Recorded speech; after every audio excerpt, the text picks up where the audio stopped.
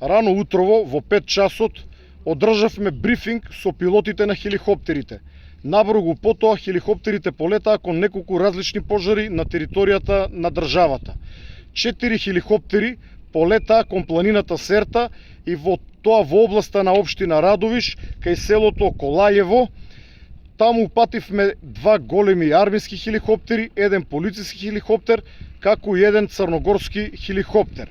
Понатаму, кон пожарот кој што гори во близина на Гевгелија, во аторот на село Негорци, упативме 2 словенички хеликоптери, додека кон пожарот на територијата на општина Ново село во непосредна близина на границата со Бугарија, упативме 1 голем турски хеликоптер и 1 уште поголем српски хеликоптер, но нешто подоцна поради разгорување на пожарот во Радовишко, во непосредна близина на градот Радовиш, кој што може да представува опасност за борова шума, српскиот хеликоптер го пренасочивме кон Радовиш.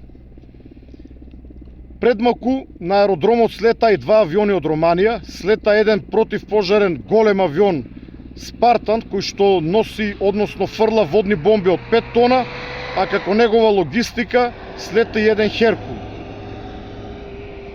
Покрај овие пожари кои што ги набројав, на територијата на државата имаме и други сериозни пожари, на кои што најверојатно денес ќе биде потребна воздушна поддршка, а тоа се пожарите на територијата на општина Чашка, општина Долнини, Студеничани, Зелениково и Подсолунска глава. Бидејќи пожарот под Солунска глава се одвива на исклучително тешко пристапен, а и на поголем дел непристапен терен, таму ќе го упатиме романскиот Спартан, кој што ќе фрли во еден налет 5 тона вода, па потоа ќе одлучиме што понатаму. Карактеристично за Спартанот е тоа што на местата каде што ги фрлат така наречените водни бомби не треба да има луѓе на земја, односно не смее да има пожарникари или други гасначи, бидејќи водните бомби представуваат опасност за луѓето на земја. Во овој момент нема опасност по ниту едно населено место, целата состојба е под контрола.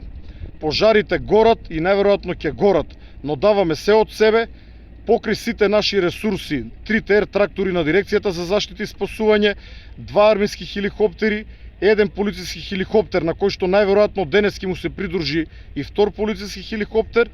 На помош ни пристигнаа, како што веќе ги кажав, и 2 хеликоптери од Словенија, 1 канадер од Хрватска, кој што исто така ќе се придружи во гаснење на пожарот на планината Серта, веќе полета. Од Црна Гора 1 хеликоптер и од Србија 1 хеликоптер, како и 2 споменати авиони од Романија. На земја работат поголем број на пожарникари, 100 припадници на македонската армија, како и 30 припадници на полицијата. Но теренот на кој што се одвијат пожарите претежно е тешко пристапен и многу тешко може да се пристигне кон него со луѓе од земја. Затоа се фокусираме и на гаснење на пожарите од воздух.